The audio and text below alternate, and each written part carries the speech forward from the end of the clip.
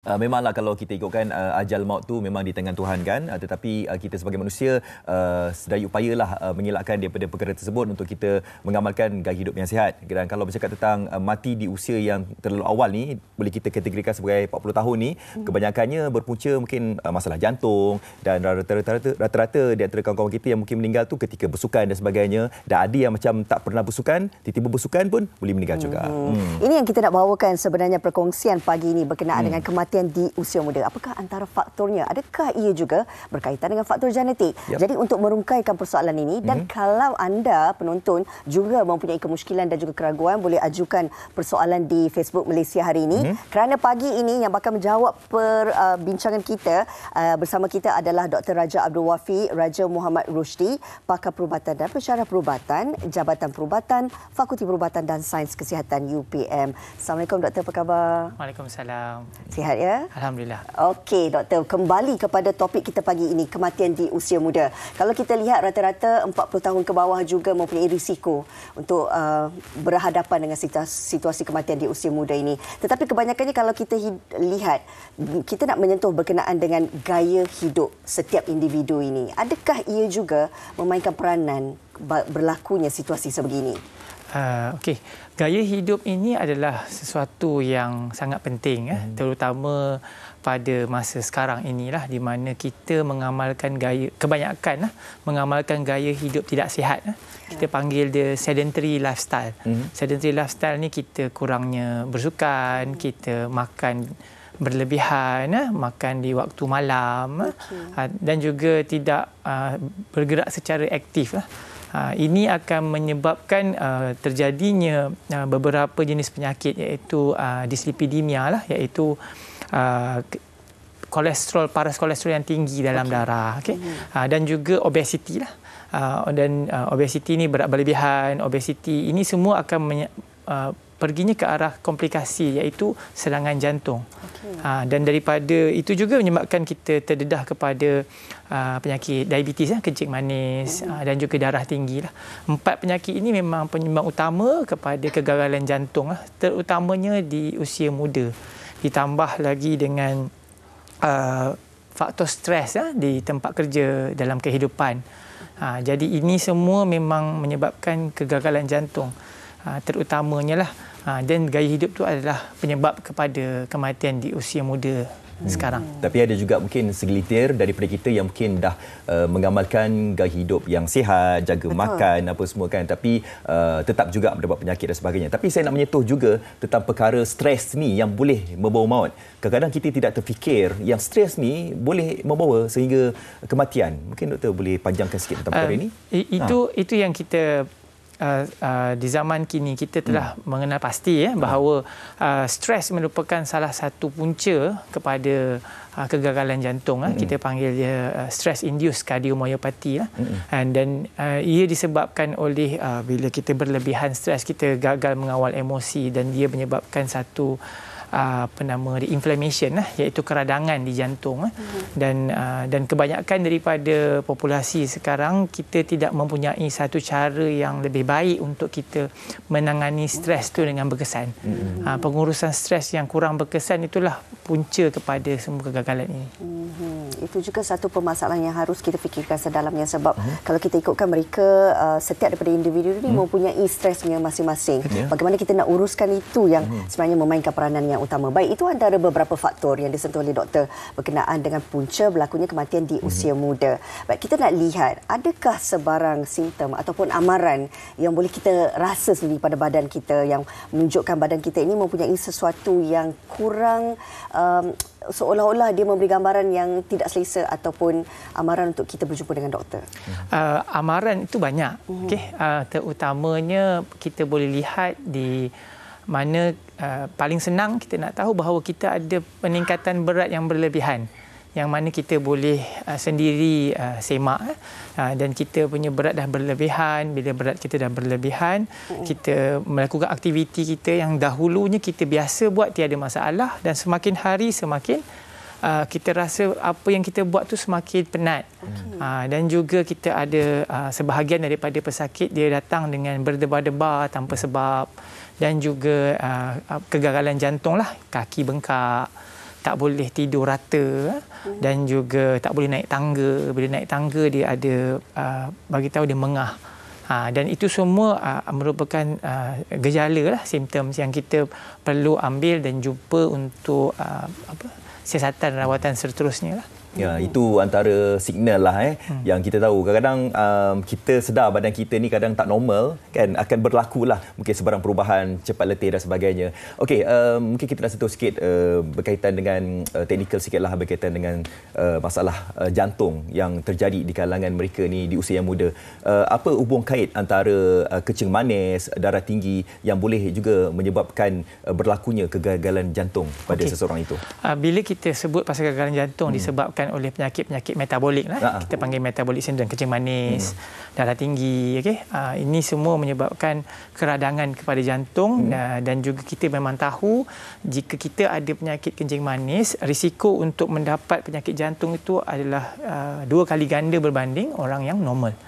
Dia juga bila kita ada darah tinggi dan juga penyakit dislipidemia, iaitu saluran kolesterol yang tinggi, dia akan menyebabkan sumbatan pada saluran pembuluh darah di jantung. Atas sebab itu kita punya jantung perlu bekerja lebih keras dan dia akan menyebabkan pembengkakan jantung itu sendiri. Bila jantung itu dah bengkak, dia akan menyebabkan kita kegagalan jantung lah, kerana tak cukup demand kepada jantung itu sendiri. Okey, doktor, mungkin doktor boleh kupas berkenaan dengan situasi yang kalau kita lihat kan, ada juga dalam kalangan kita yang merasakan, belum sampai usia 40 tahun ini, inilah masanya untuk kita hidup dengan gaya hidup yang orang kata nak makan ikut suka hati. Kita tak perlu bersenam. Sebab inilah masanya. Sebab kita masih muda, badan kita masih kuat. Kadang-kadang persepsi sebegini yang membuatkan seseorang individu itu, dia makan ataupun dilakukan apa saja tanpa berfikir kesan kemudian harinya. Apa yang boleh doktor kongsikan? Itu adalah satu idea yang kurang tepat sebenarnya, kerana kalau kita lihat semakin kita berusia, kebolehan kita untuk bersenam semua tu adalah semakin kurang berbanding di usia muda.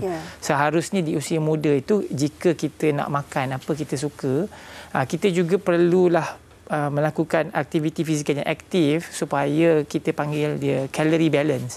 Di mana berapa banyak kita ambil kalori, berapa banyak kita beraktiviti, itu dia tidak ada positif sangat, supaya bila kalori itu tidak diguna, dia akan menyebabkan kepada peningkatan berat badan dan juga obesiti, dan inilah punca kepada segala permasalahan yang berlaku.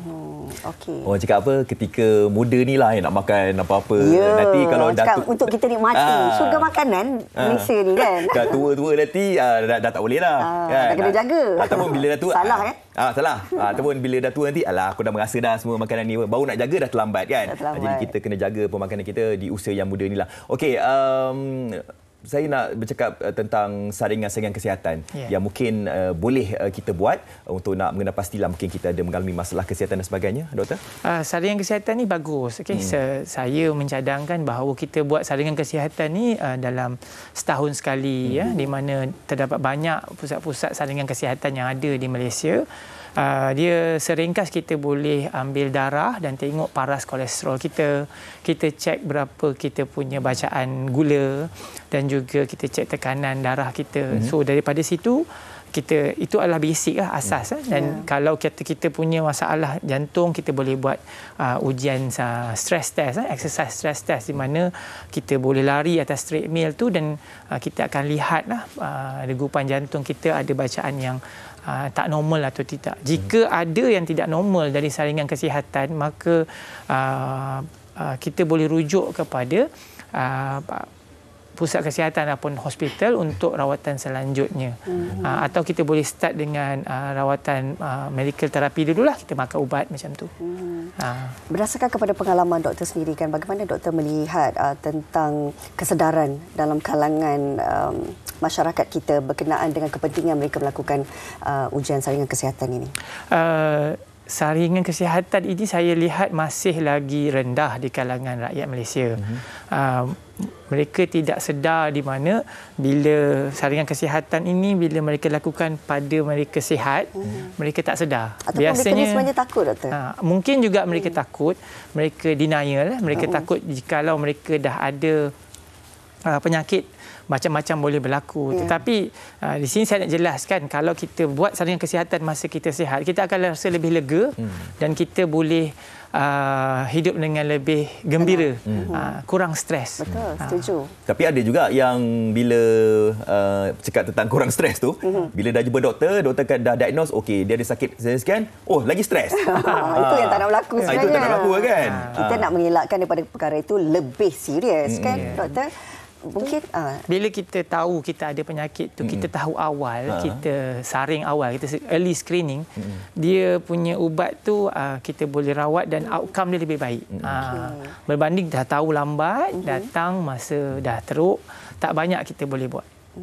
Kadang-kadang orang kita ni nak biar orang, contoh tentang saringan kesihatan tu, ini pengalaman saya sendirilah. Kita amat susah nak bergerak, nak pergi ke klinik atau hospital untuk nak buat saringan kesihatan. Tetapi apabila pihak daripada hospital, klinik membuat booth apa semua, kat situ ada ujian percuma, okey, baru kita pergi. Kita jangan baru pergi, ada juga yang tak pergi-pergi. Tak pergi-pergi. Jangan sampai macam itulah kan. Baik, Doktor, sedikit pesanan dan juga saranan kepada penonton-penonton kita. Okey, saya ingin menasihati bahawa kepada rakyat Malaysia khususnya, kita buatlah saringan kesihatan jika mampu dan jika ada masa. Kalau tak boleh buat saringan kesihatan, jalanilah amalan gaya hidup sihat seperti bersenam, iaitu kita definisikan 200 minit seminggu, dan juga pemakanan yang seimbang. Macam cakap tadi, memang Malaysia ni syurga makanan. Betul, cuma kita berpada-padalah mengamalkan suku-suku separuh, dan kita boleh menikmati makanan pada masa yang sama kita gaya hidup sihat. Jadi kita buat semua ini, insya-Allah kematian mengejut pada usia muda ni boleh dikurangkan. InsyaAllah. Jadi bermula saat ini, ayolah sama-sama kita amalkan gaya hidup yang sihat, jaga pemakanan, dan juga kadang-kadang kita kena balance juga, jaga makan juga, tapi perlu juga ada senaman-senaman ringan lah untuk kita nak buat. Jangan nanti terlampau ekstrim kerana kita tak biasa, tubuh badan kita tak biasa, nanti perkara lain pula berlaku. Kita nak ucapkan terima kasih kepada Dr. Raja Abdul Wafi Raja Muhammad Rusdi, Pakar Perubatan dan Pensyarah Perubatan, Jabatan Perubatan Fakulti Perubatan dan Sains Kesihatan UPM, bersama kita memberi manfaat berkenaan dengan topik yang kita bawakan pagi ini. Kena amalkan gaya hidup yang sihat, bersenam dan makan secara berhemah. Suku-suku separuh. Okey, jangan tengok-tengok makanan depan mata ni, rambang mata. Tak tahan godaan kan. Okey, baik, terima kasih Doktor. Sama-sama. Okey, baik, itu dia tadi kita dah pun kongsikan tentang kematian di usia yang mengejut ni. Kita nak berhenti berehat dulu. Segak awak hari ni pakai apa? Saya pakai kejap lagi dah tu saya pakai apa? Tengok MHI sebentar lagi.